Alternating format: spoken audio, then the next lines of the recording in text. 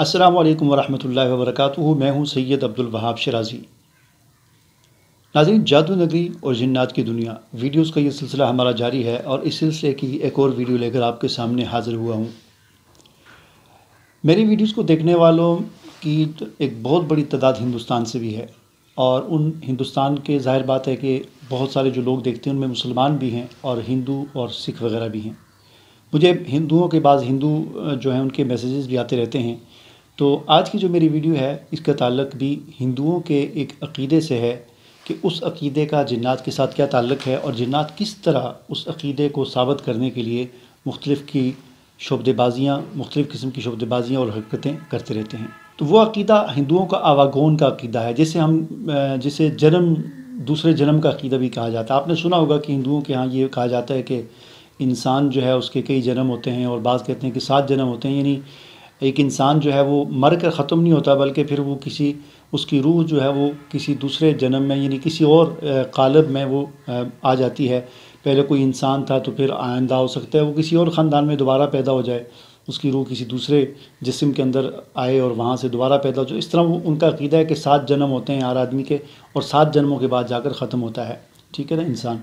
और इसमें यह भी हो सकता है कि पहले कोई इंसान था तो बाद में हो सकता है अगली दफ़ा वो किसी कुत्ते की शक्ल में उसकी रूह आ जाए और किसी कुत्ते के क़ालिब के अंदर उसकी रूह आ जाए और उस अगला जन्म उसका कुत्ते की शक्ल में हो, फिर उससे अगला जन्म किसी इंसान की शक्ल में हो, किसी और जानवर की शक्ल में हो। और ये भी हो सकता है कि पहले जन्म में कोई सांप था, अगले जन्म में वो इंसान बन गया। पर इस किस्म के मुख्तलिफ़ किस्म के अक़ायद और नज़रियात हैं।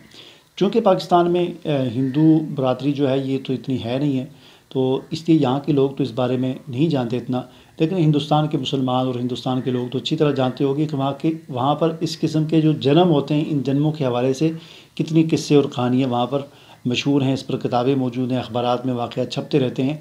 चुनांचे इसी किस्म का एक वाक़या एक घर के अंदर ये पेश आया कि एक बच्ची पैदा हुई एक घर में, और वो बच्ची जिस वक्त 6 साल की हुई, और 6 साल की ज़ाहिर है कि कोई इतना ज़्यादा समझदार तो इंसान होता नहीं, बच्चा ही होता है। तो वो बच्ची जब 6 साल की हुई तो वो कहना शुरू कर दिया उसने कि मैं पिछले जन्म में फ़लाँ ख़ानदान में पैदा हुई थी।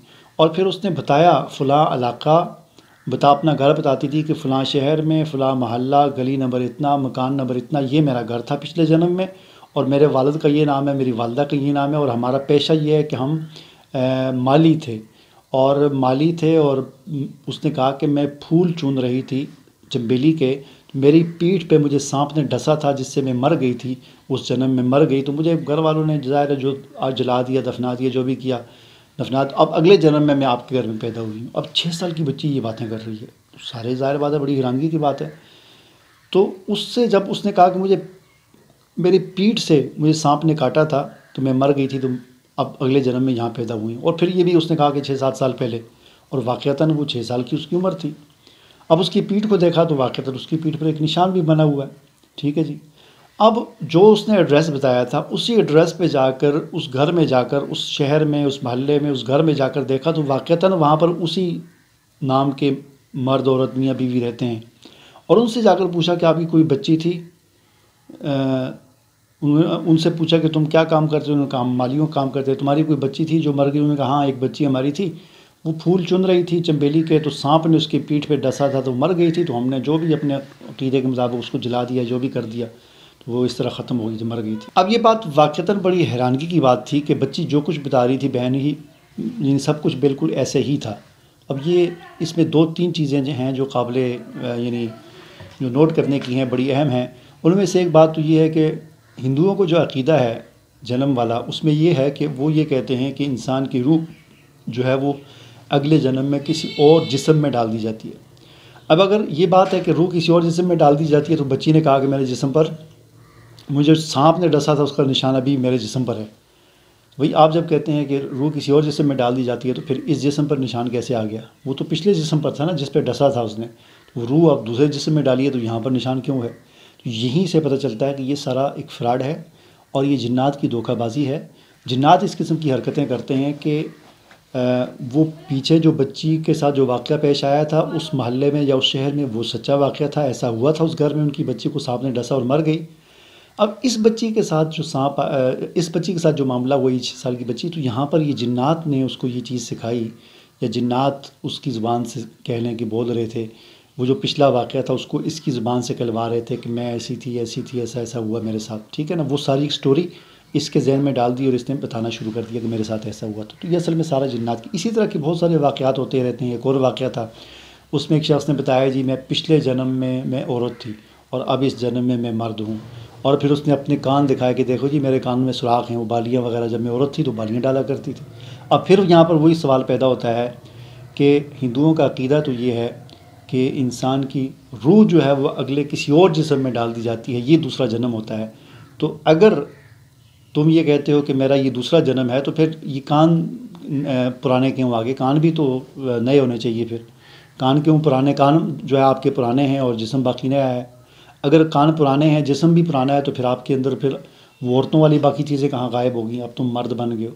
تو یہ ساری ایک دھوکہ بازی ہوتی ہے، شیطان کا فریب ہے، دھوکہ ہے، جس میں لوگ ذرا بھی اس میں غور نہیں کرتے۔ اگر غور کریں تو یہ سارے فریب ان کے پکڑے جاتے ہیں۔ قرآن کریم نے تناسخ کے اس عقیدے کو اسلام کی اصطلاح میں، قرآن کی اصطلاح میں تناسخ کا عقیدہ کہا جاتا ہے۔ اس عقیدے کا رد کیا ہے قرآن نے۔ پارہ نمبر 8 ہے اور رکوع نمبر 6 ہے۔ اعوذ باللہ من الشیطان الرجیم، بسم اللہ الرحمن الرحیم، حتی اذا جاء احدهم الموت قال رب ارجعون لعلی اعمل صالحا فیما ترکت کلا انها کلمۃ هو قائلها ومن ورائهم برزخ الی یوم یبعثون۔ اللہ تعالیٰ فرماتے ہیں کہ یہاں تک کہ ان میں سے کسی کی موت آنے لگتی ہے تو کہتا ہے کہ اے میرے پروردگار مجھے واپس لوٹا دے۔ یعنی انسان کی جب موت آتی ہے، اور خاص طور پر اگر انسان کافر ہو، نافرمان ہو، تو جس وقت اس کی موت آتی ہے تو موت کے وقت وہ انسان تمنا کرتا ہے کہ اللہ مجھے واپس لوٹا دے، اب میں جا کر تیری فرما برداری کروں گا، اب میں پکا سچا مسلمان بن کے جو ہے نا زندگی گزاروں گا۔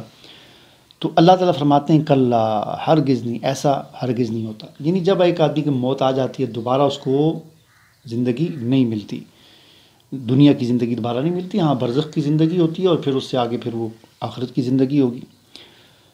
یہ تو صرف ان کا ایک قول ہوتا ہے جس کو وہ کہتے ہیں، ان کے پس پشت ایک حجاب ہے، یعنی برزخ ہے، اور ان کے دوبارہ جی اٹھنے کے دن تک وہ اس برزخ میں رہیں گے اور پھر قیامت میں اٹھیں گے۔ اس سے ہمیں یہ پتہ چلا کہ ہندوؤں کا یہ آواگون کا یا تناسخ کا یا نئے جنم کا جو عقیدہ ہے، یہ بھی اس کے اندر بھی جنات کی بہت بڑی عمل دخل ہے، اور جنات ہی کا یہ فریب ہے کہ جس میں لوگوں کو انہوں نے مبتلا کر رکھا ہے۔ مجھے اجازت دیجیے، اللہ حافظ۔